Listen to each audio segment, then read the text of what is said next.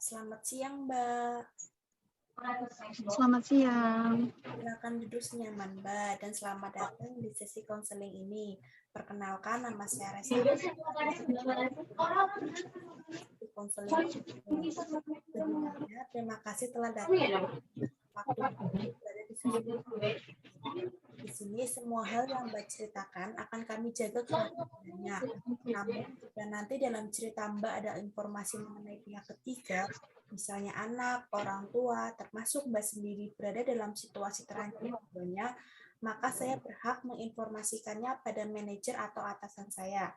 Sampai di sini, apakah ada yang kurang dipahami atau ada yang ingin ditanyakan? Tidak ada, Mbak. Sebelumnya, nama Mbak siapa ya? Ya, sebelumnya nama saya Sulistiani. Mbak bisa panggil saya Sulis. Baik, dengan Mbak Sulis. Mbak Sulis gimana nih keadaannya? Alhamdulillah, Mbak sehat. Alhamdulillah, kalau Mbak Sulis sehat. Kalau Mbak Sulis ini lagi sibuk apa? Sibuk kuliah aja sih, selain itu juga sibuk mengikuti OKM olahraga dan organisasi sih, Mbak. Wah, Mbak Sulis cukup sibuk ya.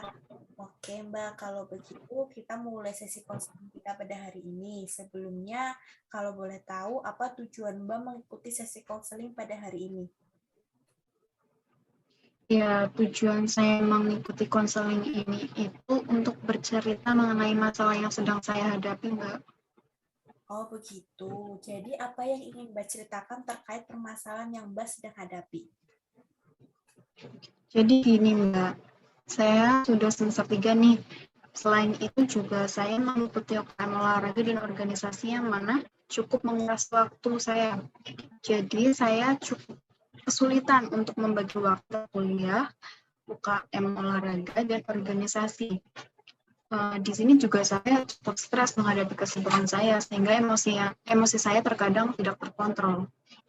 Wah, Mbak sibuk ya, kuliah iya, UKM iya, dan Mbak juga sibuk di organisasi. Saya cukup memahami apa yang Mbak rasakan, karena saya juga pernah seperti Mbak. Nah, kalau boleh tahu nih, Mbak Sulis merasakan itu dari kapan ya? Dari saya mengikuti organisasi karena awalnya saya cuma mengikuti UKM olahraga dan sibuk kuliah saja. Setelah saya mengikuti organisasi, kesibukan saya bertambah. Waktu saya semakin berkurang, belum lagi harus menjalankan program kerja yang sudah saya buat untuk organisasi dan UKM olahraga. Jadi begitu. Jadi semenjak Mbak mengikuti organisasi, Mbak cukup sulit membagi waktu begitu. Iya, Mbak, begitu.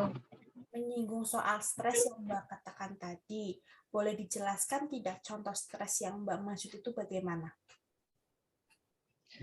Contoh stresnya seperti stres menghadapi tugas-tugas yang nggak ada ujungnya. Apalagi saya ini kan mengambil kuliah D3, di mana di situ banyak praktek daripada materi. Belum lagi tugas dari organisasi dan UKM. Jadi saya berpikir kapan ya tugas ini selesai, sambil terkadang saya marah dan kesal sendiri.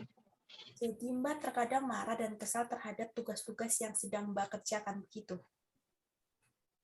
Iya, Mbak, saya terkadang merasakan seperti itu. Apakah sebelum Mbak mengikuti organisasi, perasaan Mbak lebih baik atau perasaan Mbak sama saja? Perasaan saya cukup baik, Mbak, karena saya tidak terlalu sibuk. Apa dampak dari permasalahan Mbak ini untuk kehidupan Mbak sehari-hari? Dampaknya saya kurang fokus untuk berkuliah. Jadi sering bad mood sendiri, marah-marah sendiri. Intinya perasaan saya campur aduk lah, Mbak. Apalagi kalau lagi kegiatan itu dilakukan secara bersamaan. Oh, begitu. Jadi Mbak sering bad mood, marah-marah sendiri. Apakah Mbak pernah bercerita kepada orang lain, semisal teman Mbak begitu? Kalau untuk bercerita, saya sering sih, Mbak. Respon dari mereka bagaimana, Mbak? Respon dari mereka katanya jalani saja karena ini pilihanku seperti itu. Setelah mendengar pendapat atau respon dari teman Mbak itu, apa yang Mbak rasakan? Perasaan saya lebih tenang, lebih bisa menerima karena apa yang mereka katakan ada benarnya juga. Kalau ini sudah menjadi pilihanku, maka aku harus bersikap profesional dalam menjalani ini sampai selesai. Oke, baik. Tadi kan Mbak sempat membahas sedikit bahwa Mbak pernah bercerita kepada teman dan mereka juga memberikan respon yang baik pula. Kalau dari Mbak Sulis sendiri, apakah ada aktivitas atau kegiatan lain yang biasanya Mbak lakukan untuk menenangkan sejenak pikiran Mbak? Saya biasanya jalan-jalan sih Mbak, me time gitu, atau pergi ke pantai karena kebetulan tempat kuliah saya dekat dengan pantai. Jadi kalau lihat ombak dan air laut bawaannya lebih tenang aja. Apa setelah Mbak melakukan kegiatan tersebut, Mbak merasa lebih baik atau tenang? Iya Mbak, perasaan saya lebih baik dari sebelumnya. Selain dampak negatif yang Mbak rasakan seperti yang Mbak ceritakan tadi, apakah ada dampak positifnya Mbak? Ada, dampak positifnya pasti ada, semisal saya jadi menambah pengalaman, pengetahuan, melatih soft skill, menambah teman, dan lebih percaya diri dari sebelumnya, dan saya juga cukup public speaking saya jadi lebih baik. Oh begitu, jadi selain dampak negatif yang Mbak mengikuti organisasi, ada pula dampak positif juga. Semisal Mbak jadi menambah pengalaman, pengetahuan, melatih soft skill, menambah teman, dan Mbak lebih percaya diri dari sebelumnya. Selain itu, public speaking Mbak juga menjadi lebih baik seperti itu. Iya Mbak, seperti itu. Oke, baik Mbak. Semua yang Mbak katakan dan Mbak lakukan itu sudah sangat luar biasa. Saya juga sangat mengapresiasi apa yang Mbak lakukan. Mbak berusaha bersikap profesional dalam menjalani berbagai aktivitas Mbak. Selanjutnya, izinkan saya menyimpulkan permasalahan yang Mbak rasakan. Jadi, Mbak cukup sibuk menghadapi kegiatan Mbak seperti berkuliah, UKM, dan berorganisasi, sehingga Mbak merasa cukup stres menghadapi kesibukan Mbak. Sehingga terkadang emosi Mbak tidak terkontrol. Selain itu, Mbak juga sering bad mood, marah-marah sendiri ketika kegiatan itu berjalan secara bersamaan. Tapi dari beberapa dampak negatif itu ada juga dampak positif yang Mbak rasakan. Semisal Mbak jadi menambah pengalaman, pengetahuan, melatih soft skill, menambah teman, dan Mbak lebih percaya diri dari sebelumnya. Public speaking Mbak juga jadi lebih baik. Jadi Mbak cukup bisa mengontrol diri Mbak dan mencari solusi terbaik dari permasalahan yang Mbak hadapi. Begitu Mbak? Iya begitu Mbak.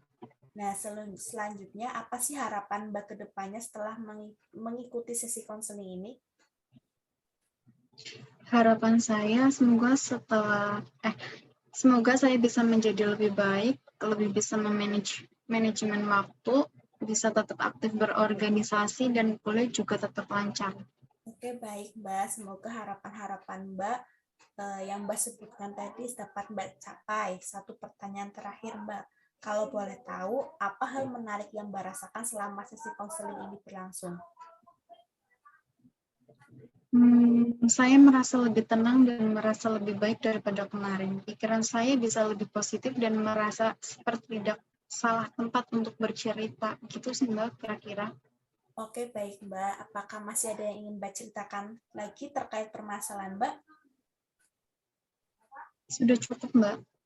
Baik, kalau begitu. Kalau Mbak sudah merasa cukup, saya ucapkan terima kasih karena Mbak sudah mau bercerita berbagi pengalaman Mbak, berbagi permasalahan yang Mbak sedang hadapi kepada saya.